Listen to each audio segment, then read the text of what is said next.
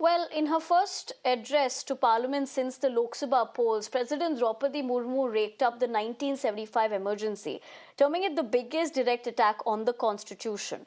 The President called the emergency as the biggest and darkest chapter in India's history, while adding that the country felt enraged by the actions of the then government. In fact, the President's remarks comes the day after Lok Sabha Speaker Om Birla condemned the decision to impose the emergency in 1975 and observed a 2-minute silence in the memory of those who lost their lives during it, an action which has been thoroughly condemned by the opposition.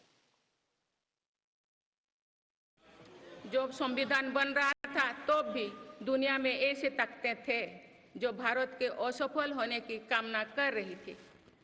देश में संविधान लागू होने के बाद भी संविधान पर अनेक बार हमले हुए हैं। आज 27 जून है। 25 जून 1975 को लागू हुआ आपातकाल संविधान पर सीधे हमले का सबसे बड़ा और काला अध्याय था।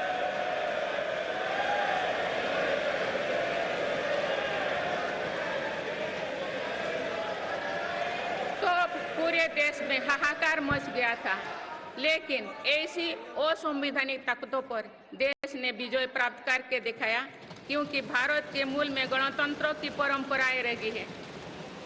मेरी सरकार भी भारत के संविधान को सिर्फ राजकाज का माध्यम भर नहीं मानती, बल्कि हमारा संविधान जन चेतना का हिस्सा हो, इसके लिए हम प्रयास कर रहे हैं। इसी ध्येय के साथ मेरी सरकार ने 26 नवंबर को संविधान दिवस के रूप में मानना शुरू किया है। President Murmu's comments on the emergency unsurprisingly triggered political condemnation from the opposition. Now, while Samajwadi Party MP Akhilesh Yadav took a jab at the BJP over the matter, Kharge has alleged that Murmu's parliamentary address was written by the Modi government. Let's listen it. ये सवाल भाजपा के लोगों ने क्या किया है? Emergency में जो लोग जेल में रहे, समाजवादियों ने तो उन्हें सम्मान दिया, वेतन दिया और भी सुविधाएं दी।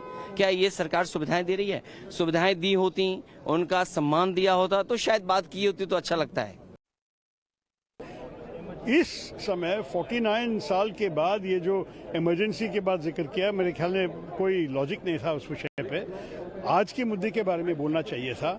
हम नीट परीक्षा के बारे में कुछ नहीं सुना, हमारे युवाओं की बेरोजगारी के बारे में कुछ नहीं सुन पाए। ये तो बड़ी ज़रूरी विषय है।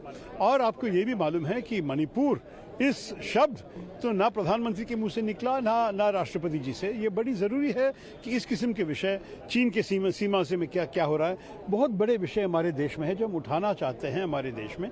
और ये उठाने के लिए सरकार इस भाषण को इस्तेमाल कर सकते थे।